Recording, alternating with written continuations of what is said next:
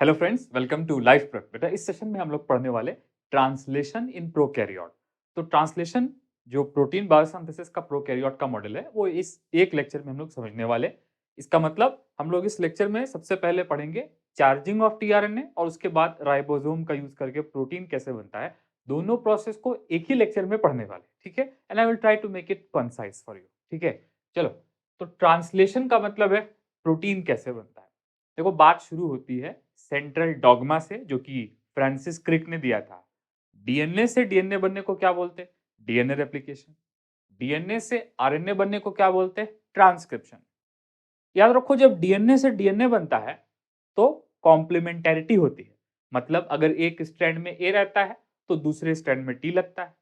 अगर टेम्पलेट में सी रहता है तो न्यू स्ट्रैंड में जी लगता है। मतलब कॉम्प्लीमेंटेरिटी रहती है। सेमी कंजर्वेटिव डीएनए रेप्लिकेशन पढ़ा हम लोगों ने।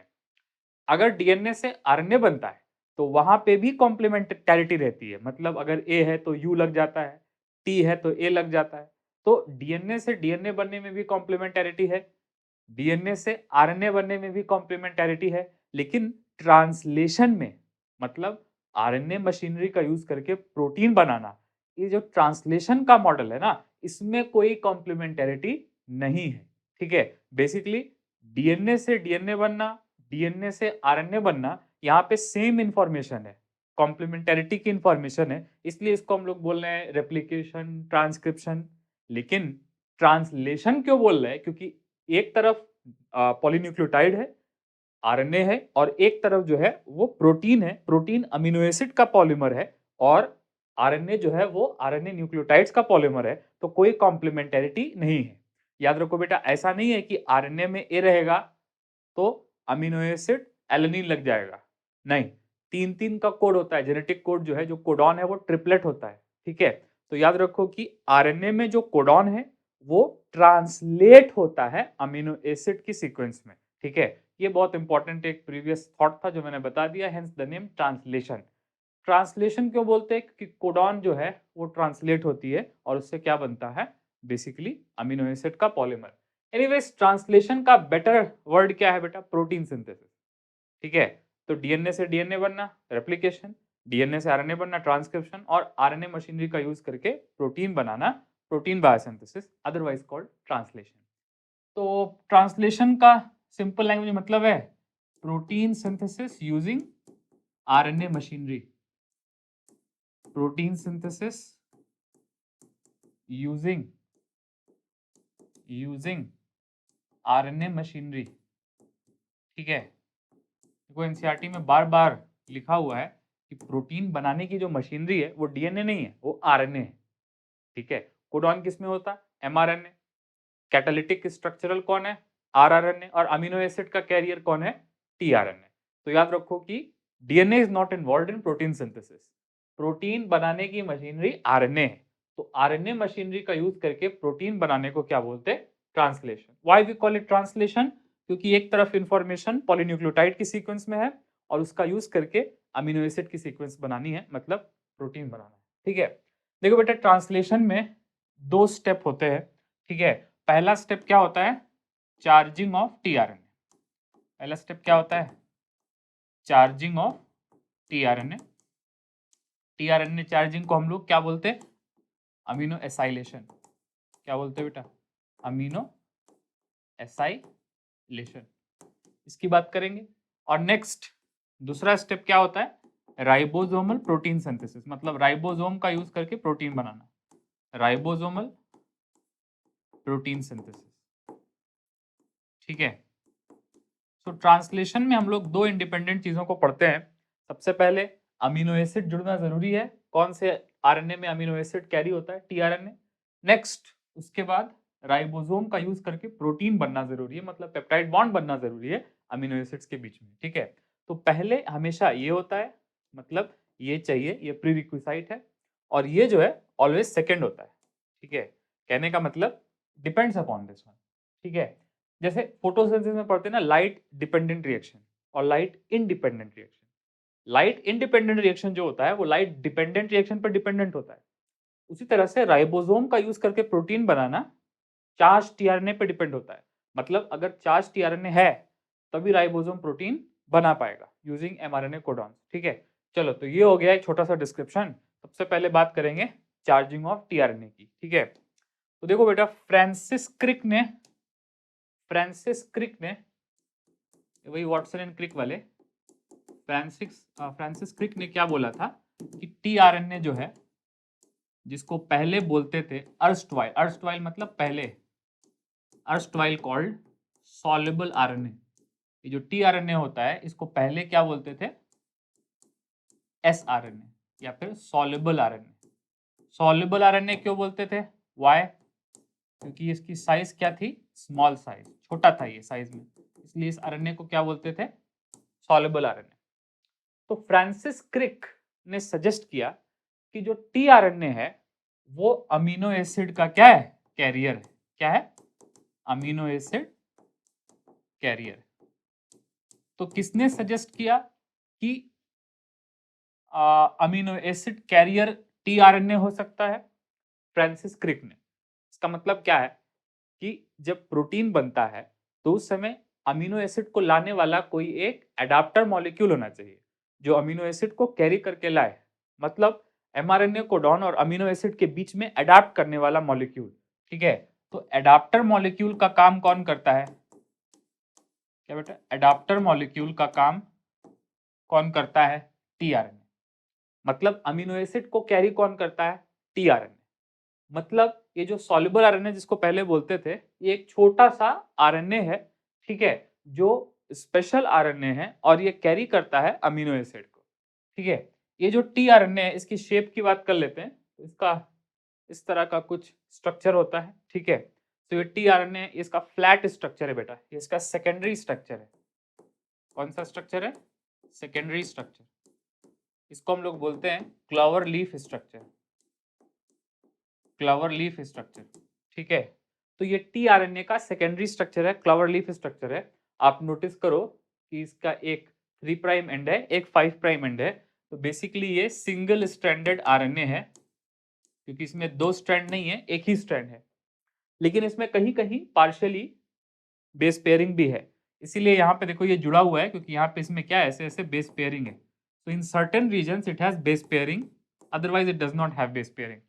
ठीक है, जहाँ पे बेस पेयरिंग नहीं है वहां पे ये लूप्स बने हुए हैं, और जहाँ पे बेस पेयरिंग है वहां पे ये लैडर लाइक है। ठीक है, तो टीआरएनए का सेकेंडरी स्ट्रक्चर क्लॉवर लीफ होता है, और ये टीआरएनए अपने 3 प्राइम एंड पे क्या कैरी करता है बेटा, अमीनो एसिड कैरी करता है। क्या कैरी करता है, अमीनो एसिड कैरी करता है। ठीक है, तो वो प्रोसेस जो चार्जिंग का प्रोसेस है वो तो मैं समझा नहीं जा रहा हूं, लेकिन अभी ऐसे याद रखो कि टीआरएनए एक तरह का सिंगल स्ट्रैंडेड आरएनए है, जिसका सेकेंडरी स्ट्रक्चर कैसा होता है, क्लॉवर लीफ। बेटा इसका टर्शरी स्ट्रक्चर भी होता है।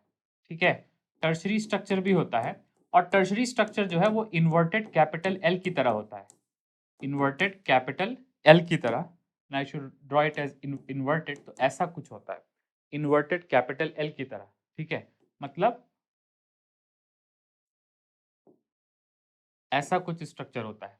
ठीक है, ये हो जाएगा इसका 5 प्राइम एंड और ये हो जाएगा इसका 3 प्राइम एंड। तो क्या आप देख पा रहे हो कि टीआरएनए का 3D स्ट्रक्चर ऐसा है, इन्वर्टेड कैपिटल एल, और इसका 2D स्ट्रक्चर ऐसा है, क्लॉवर लीफ स्ट्रक्चर। ठीक है, तो secondary structure of tRNA is clover leaf. Clover leaf एक पेड़ होता है, क्लॉवर उसकी लीफ होती है बेटा, इस तरह की कुछ लीफ होती है उसकी। कैन यू सी, इसमें 3 लीफलेट्स है, उसी तरह से यहाँ पे 3 लूपी लूप्स हैं। ठीक है, ये लूप्स का इंफॉर्मेशन उतना इंपॉर्टेंट नहीं है, T psi C loop, anticodon loop और डीएचयू लूप, ये इतना इंपॉर्टेंट नहीं है। लेकिन आप ऐसे याद रखो कि ये जो होता है यहाँ पे एंटी कोडॉन होती है, तो इसको बोलते हैं anti codon loop, anticodon loop, या फिर इसको नो डॉग भी बोलते हैं। कोडॉन का उल्टा क्या हो जाएगा, नो डॉग। ठीक है, चलो, सो टीआरएनए का सेकेंडरी स्ट्रक्चर क्लॉवर लीफ है, और ये अपने 3 प्राइम एंड पे क्या कैरी करता है, अमीनो एसिड। अब अमीनो एसिड का जुड़ना 3 प्राइम एंड ऑफ टीआरएनए पे, उसको क्या बोलते हैं, अमीनो एसाइलेशन ऑफ टीआरएनए या फिर charging of tRNA. So let's talk about charging of tRNA क्या है। ठीक है, तो चार्जिंग ऑफ टीआरएनए हम लोग हेडिंग डाल सकते हैं, चार्जिंग ऑफ ट्रांसफर आरएनए।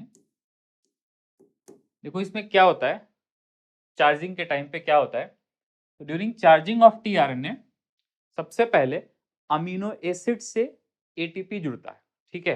तो सबसे पहले क्या होगा, ठीक है, अमीनो एसिड आएगा, ठीक है, और उससे जो है क्या जुड़ेगा, एटीपी जुड़ेगा, ठीक है।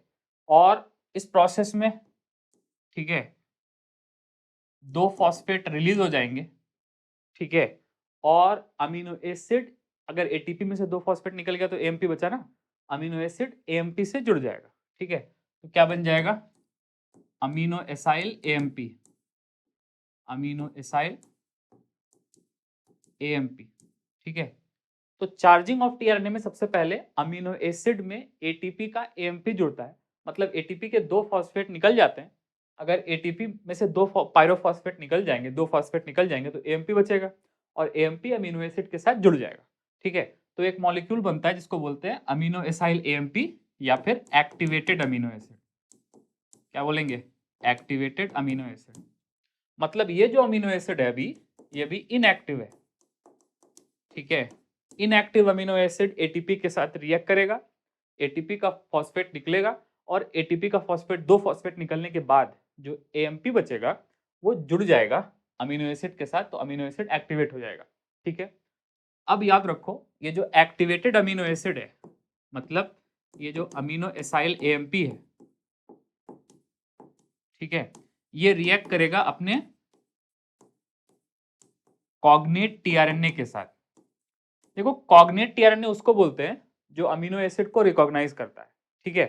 तो जैसे कि याद होगा कि अगर कोडॉन यू है, मतलब ट्रिपल यू है, अगर कोडॉन ट्रिपल यू है तो अमीनो एसिड फेनाइल एलेनिन होता है। ये हम लोगों ने जेनेटिक कोड के लेक्चर में पढ़ा था। अगर कोडॉन ट्रिपल यू है तो अमीनो एसिड फेनाइल एलेनिन होता है। तो फेनाइल एलेनिन अमीनो एसिड किसी भी टीआरएनए पे लग जाएगा क्या, या फिर उस टीआरएनए पे लगेगा जिसका एंटी कोडॉन ए है। तो याद रखो, कोडॉन जो है वो फेनाइल एलेनिन का यू है, तो एंटी कोडॉन फेनाइल एलेनिन का ए होगा ना। तो मैं यहाँ पे एक एग्जांपल लिख दे रहा हूँ। फॉर एग्जांपल, अगर अमीनो एसिड फेनाइल एलेनिन है, अगर अमीनो एसिड फेनाइल एलेनिन है तो उसका कॉग्नेट टीआरएनए वो होगा जिसका एंटी कोडॉन ए होगा, ठीक है, जिसका एंटी कोडॉन ए होगा। तो याद रखो बेटा कि फेनाइल एलेनिन किसी भी टीआरएनए पे नहीं लगेगा, उस टीआरएनए पे लगेगा जिसका एंटी कोडॉन ए है, ठीक है। तो आप ऐसे याद रख सकते हो, you can remember like this, कि अमीनो एसिड पहले एक्टिवेट होते हैं, अमीनो एसाइल एएमपी बनता है, फिर अमीनो एसाइल एएमपी अपने खास टीआरएनए के साथ, अपने कॉग्नेट टीआरएनए, कॉग्नेट मतलब जिससे जान पहचान है, ठीक है, जिसको टीआरएनए को जानता है उसको क्या बोलते हैं, कॉग्नेट टीआरएनए, ठीक है। इनकॉग्नेट मतलब जान पहचान नहीं है, नोबडी नोज, लेकिन कॉग्नेट मतलब जिससे जान पहचान है, ठीक है। तो amino acyl AMP, for example phenyl alanine AMP किसके साथ रिएक्ट करेगा, अपने टीआरएनए के साथ रिएक्ट करेगा। फॉर एग्जांपल मेथियोनिन एएमपी किसके साथ रिएक्ट करेगा, अपने टीआरएनए के साथ रिएक्ट करेगा, और इस बार क्या बन जाएगा, amino acyl AMP, amino acyl AMP, और ये जो सॉरी अमीनो एसाइल टीआरएनए और ये जो एएमपी है ये क्या हो जाएगा, रिलीज हो जाएगा। एएमपी क्या हो जाएगा, रिलीज हो जाएगा। तो सबसे पहले अमीनो एसिड आया बेटा इनएक्टिव वाला, वो एटीपी के साथ रिएक्ट करा और 2 फॉस्फेट निकल गए, एटीपी के 2 फॉस्फेट निकल गए, एएमपी बचा, मतलब अमीनो एसिड एएमपी के साथ जुड़ गया, तो एक्टिवेटेड अमीनो एसिड बन गया अमीनो एसाइल एएमपी। लेकिन अमीनो एसाइल एएमपी अभी टीआरएनए से तो नहीं जुड़ा है ना, तो ये जो एक्टिवेटेड अमीनो एसिड है, एग्जांपल फेनाइल एलेनिन एएमपी, ठीक है, ये अपने पसंद के टीआरएनए के साथ जुड़ेगा, किसी भी रैंडम टीआरएनए के साथ नहीं जुड़ेगा। Activated amino acid are added onto their cognate tRNA, and इस प्रोसेस में जो उनका एक्टिवेशन वाला एएमपी है वो रिलीज हो जाता है। देखो एएमपी रिलीज हो गया, और जो अमीनो एसिड है वो टीआरएनए के 3 प्राइम एंड से जुड़ जाएगा, मतलब अमीनो एसिड टीआरएनए के 3 प्राइम एंड पे जुड़ जाएगा, तो क्या बन जाएगा, अमीनो एसाइल टीआरएनए। बेटा याद रखो, ये जो टीआरएनए आया है जिसपे अमीनो एसिड नहीं है, इसको हम लोग बोलते हैं अनचार्ज टीआरएनए, ठीक है, क्या बोलते हैं, अनचार्ज टीआरएनए। इसका मतलब ये जिसमें अमीनो एसिड लग चुका है, अमीनो एसाइल टीआरएनए, इसको हम लोग बोल सकते हैं चार्ज टीआरएनए। क्या बोल सकते हैं? Charge tRNA. तो एक बार अगर चार्ज टीआरएनए अवेलेबल है, मतलब अगर एक बार ये अमीनो एसिड टीआरएनए के 3 प्राइम एंड पे लग गया, फॉर एग्जांपल फेनाइल एलानिन अपने टीआरएनए पे लग गया, मेथियोनिन अपने टीआरएनए पे लग गया, तो उसको हम लोग बोलते हैं कि टीआरएनए की चार्जिंग हो गई। ठीक है, तो याद करो मैंने शुरुआत में क्या बताया कि सबसे पहले टीआरएनए की चार्जिंग होती है, मतलब टीआरएनए के 3 प्राइम एंड पे अमीनो एसिड लगता है। उसके बाद जो अमीनो एसिड लग गया वो एक्टिवेटेड टीआरएनए या चार्ज टीआरएनए राइबोसोम और एमआरएनए का यूज करके प्रोटीन बनाने में इन्वॉल्व हो जाता है। ठीक है, तो अब बात कर लेते हैं प्रोटीन कैसे बनता है। ठीक है, तो for that I will write down a heading ribosomal protein synthesis. जो दूसरा पार्ट है ट्रांसलेशन का वो है राइबोसोम का यूज करके प्रोटीन बनाना, राइबोसोमल प्रोटीन सिंथेसिस। ठीक है, इसमें राइबोसोम का यूज होगा और इसमें प्रोटीन बनेगा बेसिकली। ठीक है, तो सबसे पहले जो जो चीजें चाहिए मैं यहाँ पे सिंप्लीफाई करके बना दे रहा हूँ। देखो सबसे पहले क्या चाहिए होगा, ऑब्वियसली एमआरएनए। ठीक है, तो ये देखो एमआरएनए का 5 प्राइम एंड है और ये एमआरएनए का 3 प्राइम एंड है। तो मैंने व्हाइट कलर से क्या बनाया है, मैसेंजर आरएनए, मैसेंजर आरएनए। ठीक है, चलेगा। अब ये जो मैसेंजर आरएनए है इसका, ये सिंगल स्ट्रैंड आरएनए, एक इसका 5 प्राइम एंड है और एक इसका 3 प्राइम एंड है। ठीक है, ये मैसेंजर आरएनए में एक खास एरिया होता है जिसके बारे में मैं बताने जा रहा हूं। तो देखो एक इसमें कहीं कोडॉन होती है जिसको बोलते हैं स्टार्ट कोडॉन, AUG। ठीक है, ये पढ़ा हम लोगों ने जेनेटिक कोड में कि AUG acts as start codon. ठीक है, या फिर इनिशिएटर कोडॉन। तो ये जो एरिया है मतलब ये जो कोडॉन है इसको हम लोग क्या बोलते हैं, इनिशिएटर कोडॉन या फिर स्टार्ट कोडॉन। ठीक है, इनिशिएटर कोडॉन या फिर स्टार्ट कोडॉन। नेक्स्ट आगे चल के कहीं पे, मतलब बहुत सारी कोडॉन बीच में होंगी, आगे चल के कहीं पे एक स्टॉप कोडॉन होती है। ठीक है, एक स्टॉप कोडॉन काफी है। ठीक है, तो आगे चल के क्या आती है, स्टॉप कोडॉन। बेटा 3 में से एक स्टॉप कोडॉन होती है, याद है, UAA, UAG और UGA। इन 3 में से एक एक्ट्स है स्टॉप कोडॉन। ठीक है, तीनों में से एक भी होगा तो चलेगा। नेक्स्ट इसको टर्मिनेटर कोडॉन भी बोलते हैं। ठीक है, याद रखना अभी हम लोगों ने क्या देखा कि मैसेंजर आरएनए सिंगल स्ट्रैंड होता है, इसमें 5 प्राइम एंड की तरफ स्टार्ट कोडॉन है और 3 प्राइम एंड की तरफ स्टॉप कोडॉन है। मतलब मैसेंजर आरएनए पे स्टार्ट कोडॉन अप स्ट्रीम होता है और स्टॉप कोडॉन डाउन स्ट्रीम होता है। देखो 3 प्राइम एंड को टेक्निकली हम लोग बोलते हैं डाउन स्ट्रीम। ठीक है, और 5 प्राइम एंड को टेक्निकली क्या बोलते हैं, अप स्ट्रीम। ठीक है, चलो वेरी गुड। अब बीच में भी तो बहुत सारे कोडॉन है ना, तो बीच में भी तो बहुत सारे कोडॉन है, सैकड़ों कोडॉन बीच में है, ये सब ट्रिपलेट है। ठीक है, तो ये जो कोडॉन है, जो बीच वाले कोडॉन है, इनके लिए हम लोग वर्ड यूज करते हैं जनरली कोडिंग सीक्वेंस। तो ये यहां से लेके यहां तक क्या है बेटा, कोडिंग सीक्वेंस है, कोडिंग सीक्वेंस, कोडिंग सीक्वेंस। ठीक है, इसी के लिए एक वर्ड और यूज होता है शॉर्ट में, पहले तो इसको बोलेंगे CDS।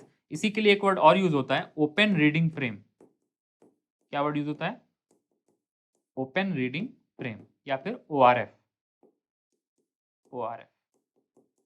ठीक है, तो जरा ध्यान से देखना कि मैसेंजर आरएनए जो मैंने व्हाइट कलर का बनाया था उसके ऊपर एक हो गया अपस्ट्रीम 5 प्राइम एंड की तरफ start codon, initiator codon AUG ही रहेगा, और स्टॉप कोडॉन की तरफ मतलब 3 प्राइम एंड की तरफ स्टॉप कोडॉन, 3 में से एक रहेगा तो भी चलेगा, it can be UAA, it can be UAG, it can be UGA। ठीक है, लेकिन इन कोडॉन्स के बीच में कोडिंग सीक्वेंस रहती है जिसमें बहुत सारे अमीनो एसिड के कोड होते हैं। ठीक है, अब ये कोडिंग सीक्वेंस बहुत इंपॉर्टेंट है और इसी को राइबोसोम रीड करती है, इसी से टीआरएनए मैच होता है एंटीकोडॉन, तो इसलिए इसको हम लोग बोलते हैं ओपन रीडिंग फ्रेम। ठीक है, बाय द वे यहां से लेके यहां तक ये पूरा जो है, इसको अगर मैं ऐसे कर दूं, मतलब ये जो पूरा है यहां से लेके यहां तक, ठीक है, दिस होल एक्सपेंस मतलब स्टार्ट कोडॉन, स्टॉप कोडॉन और बीच का कोडिंग सीक्वेंस, इन सब को मिला करके हम लोग क्या बोलते हैं बेटा? Translational unit.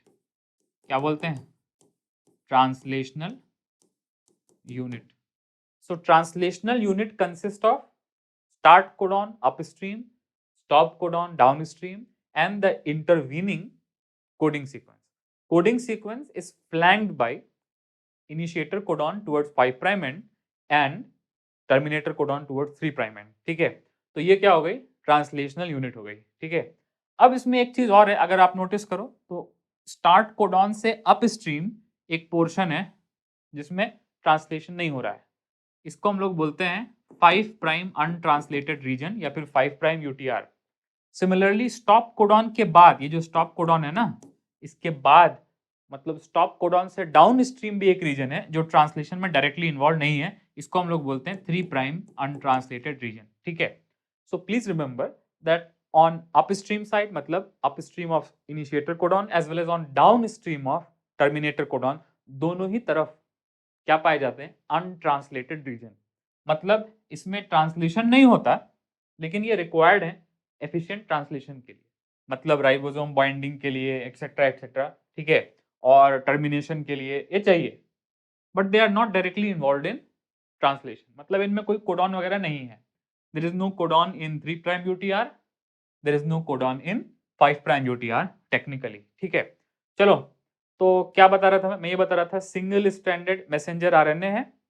अब इसमें क्या हो गया? Initiator codon, terminator codon. Initiator codon is always AUG, terminator codon can be any of the 3, और फिर उसके बीच में जो कोडॉन्स हैं उन सबको मिला के बोलते हैं कोडिंग सीक्वेंस, और इस पूरे सिस्टम को बोलते हैं ट्रांसलेशनल यूनिट। जैसे कि प्रोमोटर, स्ट्रक्चरल जीन और टर्मिनेटर को मिला के ट्रांसक्रिप्शन यूनिट बोल रहे थे, वैसे यहाँ पे ट्रांसलेशन यूनिट वर्ड यूज करते हैं।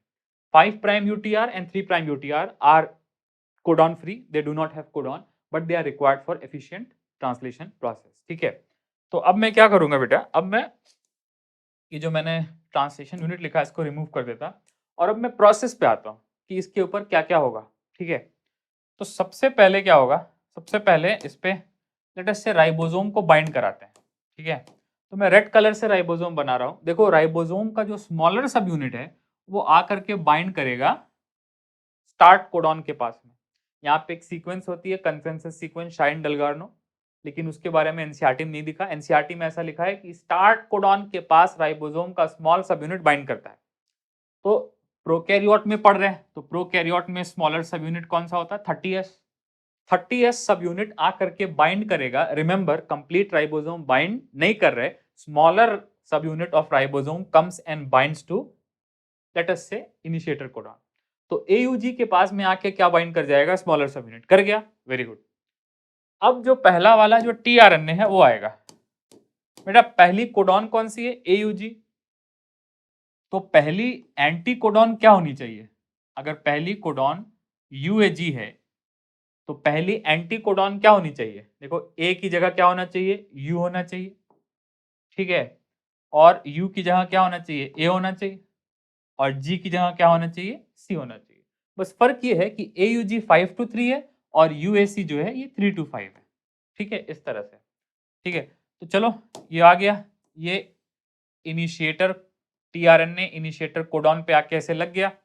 लेकिन याद रखो कि AUG कोडॉन किस अमीनो एसिड का कोड है? इसका डुअल काम है ना AUG का। AUG acts as initiator codon as well as it acts as code for methionine. तो यहाँ पे अमीनो एसिड कौन सा आ जाएगा बेटा? मेथियोनिन। ठीक है, यहाँ पे अमीनो एसिड कौन सा आ जाएगा? मेथियोनिन। मैं फिर से बोल रहा हूँ, सबसे पहले क्या आया? mRNA। mRNA में बहुत सारे पार्ट थे, ट्रांसलेशन यूनिट, UTR। ठीक है, अब स्टार्ट कोडॉन के पास क्या के बाइंड किया? स्मॉलर सब यूनिट। अब लार्जर सब यूनिट नहीं आया, अभी इनिशिएटर tRNA आके बाइंड कर गया। Can you see that? अभी लार्जर सब यूनिट नहीं आया, अभी इनिशिएटर tRNA मतलब tRNA which has been activated with methionine, charged with methionine, वो आके बाइंड किया। और अगर कोडॉन AUG है तो एंटी कोडॉन UAC होगी इनिशिएटर tRNA की, and it will be charge with amino acid methionine. ठीक है, अब क्या होगा कि अब लार्जर सब यूनिट आएगा। छोटा सब यूनिट आ गया, लार्जर नहीं आएगा, ऐसा थोड़ी हो सकता। अब लार्जर वाला भी आएगा, तो ये आया लार्जर सब यूनिट। ठीक है, वेलकम लार्जर सब यूनिट। लार्जर मतलब 50S सब यूनिट, आ गया, ठीक है। अब लार्जर सब यूनिट आने के बाद जब यहाँ स्टॉलिंग हो जाती है तो एक साइट होती है जिससे अमीनो एसिड आता है, ए साइट। एक साइट होती है जहाँ पे प्रोटीन बनता है, पी साइट। और एक साइट होती है जहाँ से अमीनो एसिड निकलेगा, ये कौन सी साइट होती है, ई साइट, ठीक है। सो लार्जर सब यूनिट में एक्चुअली 3 साइट होती है। चार्ज टीआरएनए इधर से आएगा ए साइट से, पेप्टाइड बॉन्ड यहाँ बनेगी और अनचार्ज होके मतलब डिस्चार्ज होके टीआरएनए फ्री होके इधर से निकल जाएगा, ठीक है। तो अब चलो इसको खेल खेलते हैं। अब यहाँ पे क्या कर देते हैं, अब यहाँ पे दूसरा कोडॉन ले लेते हैं। मान लो दूसरा कोडॉन जो मैंने लिया है वो यहाँ पे यू है, ठीक है। फ्रेंकली मेरे को 2 ही का नाम आता है, तो AUG हो गया और UUU हो गया, ठीक है। अगर ये UUU है तो यहाँ पे चलो बताओ एंटी कोडॉन क्या होगा, अरे बताओ एंटी कोडॉन क्या होगा, एंटी कोडॉन AA होगा ना, ठीक है। और इस बारी यहाँ पे अमीनो एसिड कौन सा होगा, फेनाइल एलेनिन होगा ना, फेनाइल एलेनिन। तो UUU codes for phenyl alanine और AUG कोड्स फॉर मेथियोनिन। तो LKG में पढ़ा यार तुमने, ठीक है, कोई बात नहीं। तो ट्रिपल यू कोडॉन है, तो अगला जो tRNA आएगा वो UUU वाला ही आएगा, कोई दूसरा आएगा तो वापस चला जाएगा, ठीक है। UUU कोडॉन है तो AA वाला एंटी कोडॉन वाला tRNA ही आएगा और उसके ऊपर अमीनो एसिड कौन सा होगा, फेनाइल एलेनिन। क्योंकि फेनाइल एलेनिन ट्रिपल ए वाले को ही पहचानता है। फेनाइल एलेनिन का कॉग्नेट tRNA ट्रिपल ए वाला है, जिस तरह से मेथियोनिन का कॉग्नेट tRNA UAC वाला है, ठीक है। तो इसमें गड़बड़ नहीं होती है, ठीक है। अब ट्रिपल यू वाला किसके पास आके बाइंड करेगा, ट्रिपल यू कोडॉन पे कौन सा tRNA आके बाइंड करेगा, ट्रिपल ए वाला। और ये राइबोसोम जो है ऑब्वियसली कोडॉन को रीड करने के लिए आगे खिसकती है, इसमें GTP का यूज होता है। बट एनीवेज याद रखो राइबोसोम मूव्स ऑन mRNA। तो ये mRNA है, इसके ऊपर राइबोसोम फिजिकली क्या करेगी, मूव करेगी, इसमें एनर्जी लगती है, नॉट इन एनसीईआरटी। तो ribosome slides codon by codon, एक एक कोडॉन इस तरह से राइबोसोम क्या करेगी, आगे स्लाइड करेगी। इधर से चार्ज tRNA आएगा, यहां पे बॉन्ड बनेगी। तो याद रखो प्रीवियस वाला जो अमीनो एसिड है वो नेक्स्ट पे ट्रांसफर होगा और ये जो tRNA है ये फ्री हो जाएगा। तो ये देखो tRNA क्या हो गया, ऐसा फ्री हो गया। जब मेथियोनिन फेनाइल एलेनिन पे ट्रांसफर हो गया तो ये वाला फ्री हो गया ना, ठीक है। मेथियोनिन वाला tRNA क्या हो गया, फ्री हो गया ना, ठीक है। तो आप ऐसे याद रखो कि ड्यूरिंग पेप्टाइड बॉन्ड फॉर्मेशन ये जो प्रीवियस वाला जो अमीनो एसिड है ये नेक्स्ट वाले पे इस तरह से ट्रांसफर हो जाता है। और इसमें ये जो पी साइट है ना, इसका इसमें एक आरएनए होता है बैक्टीरिया के केस में 23S राइबोसोमल आरएनए।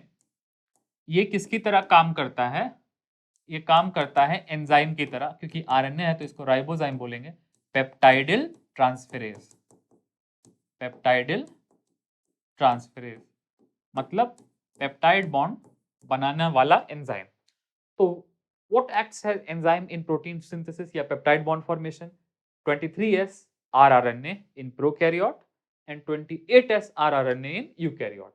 कोई बात नहीं, ये जो राइबोसोम का पी साइट है यहाँ पे जो प्रीवियस अमीनो एसिड है या अगर बड़ा हो चुका है तो प्रीवियस पेप्टाइड ग्रुप है, वो नेक्स्ट वाले tRNA के अमीनो एसिड पे ट्रांसफर हो जाएगा, ठीक है। और इस तरह से कहानी आगे बढ़ती जाएगी, ठीक है। तो यहाँ पे होता क्या है कि यहाँ पे इस तरह से अमीनो एसिड जुड़ते जाते हैं, ठीक है। अमीनो एसिड इस तरह से जुड़ते जाते हैं, फिर अगला वाला आता है, ठीक है। और ये पूरा पेप्टाइड ग्रुप अगले वाले अमीनो एसिड पर ट्रांसफर हो जाता और ये वाला फ्री होकर इधर से निकल जाता।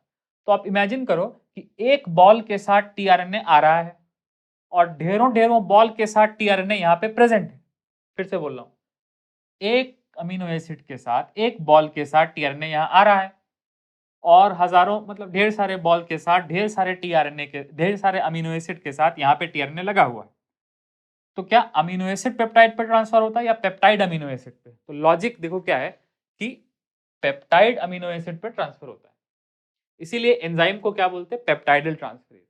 तो remember this peptide is transferred to amino acid, it's not like that this amino acid is transferred to the peptide. तो जो प्रीवियस वाला है वो नेक्स्ट वाले tRNA के अमीनो एसिड पे अपना ग्रुप डोनेट करता है। So peptide group is transferred to next amino acid at the P site. इसके लिए एंजाइम कौन होता, RNA 23S rRNA, which is called ribozyme peptidyl transferase. और यहाँ पे ये जो इतना बड़ा पेप्टाइड ग्रुप है, जब ये इस पे आ जाएगा, ठीक है, तो ये जो टीआरएनए है इसके ऊपर चार्ज नहीं रह जाएगा, मतलब अमीनो एसिड नहीं रह जाएगा, तो ये फ्री टीआरएनए इधर से रिलीज हो जाएगा। ठीक है, तो सबसे पहले देखो क्या हुआ था, सबसे पहले एमआरएनए था, उसके ऊपर स्मॉलर सब यूनिट आया, उसके बाद उसमें यूएसी वाला टीआरएनए आया, मतलब मेथियोनिन वाला टीआरएनए आया, इनिशिएटर टीआरएनए आया, उसके बाद उसके ऊपर लार्जर सब यूनिट आया, और फिर राइट साइड से ए साइड से चार्ज टीआरएनए आ रहे हैं, पेप्टाइड बॉन्ड बन रही है, ये जो बड़ा वाला ग्रुप है ये अमीनो एसिड पर ट्रांसफर हो रहा है, मतलब पेप्टाइड अमीनो एसिड पर ट्रांसफर हो रहा है, और उससे जो टीआरएनए फ्री हो रहा है, जो जिसके पास पहले पेप्टाइड था, वो जब फ्री हो रहा है तो वो इधर से रिलीज आउट हो जा रहा है, ई साइड से एग्जिट कर जा रहा है। ठीक है, तो एंट्री साइड से चार्ज टीआरएनए आ रहा है, पी साइड पे peptide group next amino acid पे ट्रांसफर हो रहा है, और ये जो टीआरएनए है पेप्टाइड ग्रुप का, ये फ्री हो जा रहा है, और फ्री टीआरएनए एग्जिट साइड से निकल जा रहा है। ठीक है, अब ये होता रहेगा होता रहेगा होता रहेगा, यहां तक आएगा। अब देखो एक इंटरेस्टिंग सी चीज होती है, वो क्या है, वो है रिलीज फैक्टर। तो एक प्रोटीन होता है जो पहले ही आके बाइंड कर जाता है, कहाँ पे, स्टॉप कोडॉन पे, इसको बोलते हैं टर्मिनेशन फैक्टर या फिर रिलीज फैक्टर। इसका एनसीईआरटी में नाम दिया है रिलीज फैक्टर। कौन सा फैक्टर, रिलीज फैक्टर। सो जब ट्रांसलेशन खत्म करना रहता है तो रिलीज फैक्टर आकर के बाइंड कर जाता है स्टॉप कोडॉन पे, release factor comes and binds to stop codon.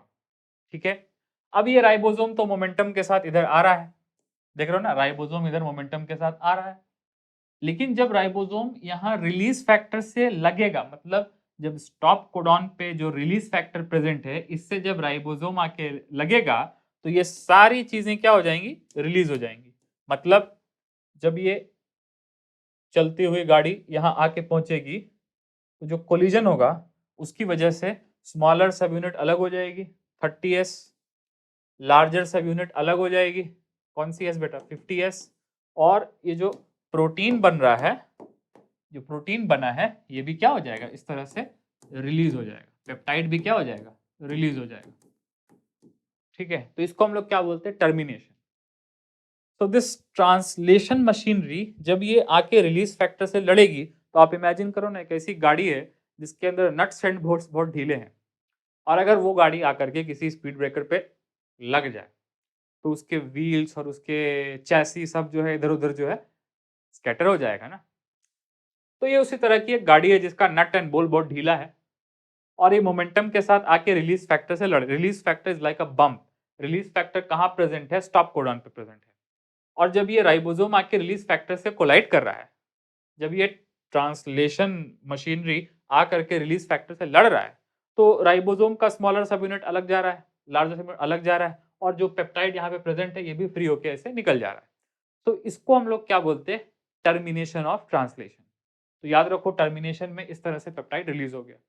मैं एक बार फिर से बोल देता आपके लिए, इनिशिएशन में क्या हुआ, smaller subunit came and bind to initiator codon AUG, उसके बाद इनिशिएटर टीआरएनए मेथियोनिन के साथ जो चार्ज टीआरएनए है वो आकर के एयूजी के साथ यूएसी वाला टीआरएनए बाइंड किया, उसके बाद लार्जर सब यूनिट आके इंस्टॉल हो गया, लार्जर सब यूनिट में एपीई साइट है, ए साइड से चार्ज टीआरएनए आएगा, पेप्टाइड बॉन्ड बनेगी और अनचार्ज होकर डिस्चार्ज होकर रिलीज हो जाएगा टीआरएनए, प्रीवियस वाला पेप्टाइड ग्रुप का tRNA.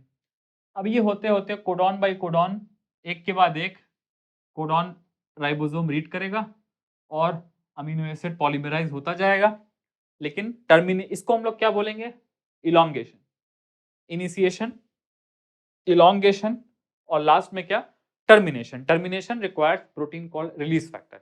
Release factor comes and binds to stop codon, और स्टॉप कोडॉन से बाइंड करने के बाद जो रिलीज फैक्टर है वो प्रेजेंट रहेगा, और ये जो ट्रांसलेशन मशीनरी है जो राइबोसोम है, comes and collides with release factor. तो अपने मॉडल में ऐसे याद रखो कि राइबोसोम स्कैटर हो जाएगा, स्मॉलर सब यूनिट अलग, लार्जर अलग, और उसके अंदर जो पेप्टाइड प्रेजेंट है वो अलग। तो all these things will be released. More importantly ये भी फ्री हो गया, एमआरएनए भी फ्री हो गया, और राइबोसोम की दोनों सब यूनिट भी अलग अलग हो गए, वो भी फ्री हो गए। So basically the main goal of translation, which was to produce this peptide in the first place, ये गोल भी क्या हो गया, फुलफिल हो गया। तो ट्रांसलेशन हम लोगों ने देखा, सबसे पहले अमीनो एसिड टीआरएनए से जुड़ता है 3 प्राइम एंड पे। टीआरएनए का सेकेंडरी स्ट्रक्चर क्लोवर लीफ है और टीआरएनए का tertiary structure inverted capital L है। टीआरएनए का एडाप्टर मॉलिक्यूल या सॉल्युबल आरएनए का एडाप्टर मॉलिक्यूल कंसेप्ट किसने दिया था, फ्रांसिस क्रिक। और याद रखो ये अमीनो एसिड और कोडॉन के बीच में एडाप्टर है ना टीआरएनए, तो टीआरएनए को हम लोग क्या बोलते हैं, एडाप्टर मॉलिक्यूल। ठीक है, सबसे पहले अमीनो एसिड जुड़ता है एएमपी के साथ। एएमपी कहां से आता है, एटीपी से, और क्या बन जाता है, एक्टिवेटेड अमीनो एसिड या फिर अमीनो एसाइल एएमपी। अब ये अमीनो एसाइल एएमपी टीआरएनए के साथ लगता है, टीआरएनए के 3 प्राइम एंड पे अमीनो एसिड जुड़ जाता है, बन जाता है अमीनो एसाइल 3 प्राइम टीआरएनए और एएमपी रिलीज हो जाता है। अब ये जो अमीनो एसाइल टीआरएनए है, जो हम लोगों ने अमीनो एसिड बनाया, अमीनो एसिड के साथ टीआरएनए को चार्ज किया या टीआरएनए को अमीनो एसिड से चार्ज किया इनफैक्ट। अब ये जो चार्ज टीआरएनए है ये रेडी है, तो देखो यहाँ पे चार्ज टीआरएनए आ रहा है ना, ठीक है। और कोई भी टीआरएनए किसी भी अमीनो एसिड से नहीं लगता, खास लगता है। मैंने 2 एग्जांपल दिए, यूएसी एंटीकोडॉन वाला किसके लिए कॉग्नेट है, मेथियोनिन के लिए। ट्रिपल ए एंटीकोडॉन वाला किसके लिए कॉग्नेट है, फिनाइल एलानिन के लिए। ठीक है, ये 2 याद कर लो, 2 बहुत इंपॉर्टेंट है। ठीक है, और इनिशिएशन, इलोंगेशन और termination, they are the 3 steps for ribosomal protein synthesis or peptide synthesis. Thank you so much for watching. I hope this was helpful. I'll see you in the next video.